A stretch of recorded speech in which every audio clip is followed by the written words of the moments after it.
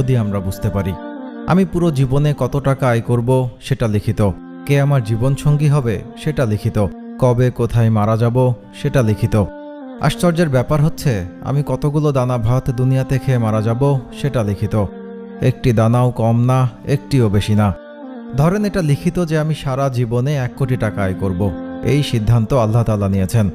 আমি হালাল উপায়ে আয় করব না হারাম উপায়ে আয় করব সেই সিদ্ধান্ত আমার।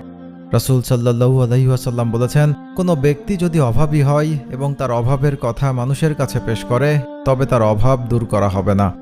আর কোনো ব্যক্তি যদি তা আল্লাহ তাআলার কাছে পেশ করে, অনতিবিলম্বে আল্লাহ তাআলা নিজ অনুগ্রহে তাকে অভাবমুক্ত করে দিবেন। যদি ধৈর্য ধারণ করি, আল্লাহ তাআলার কাছে চাই, তাহলে হালাল উপায়ে ওই 1 কোটি টাকা আয় করেই আমি মারা যাব। হারাম উপায়ে হলেও ওই 1 কোটি, নাথিং মোর নাথিং লেস। আমি যেই ফলটি আজকে ঢাকায় বসে খাচ্ছি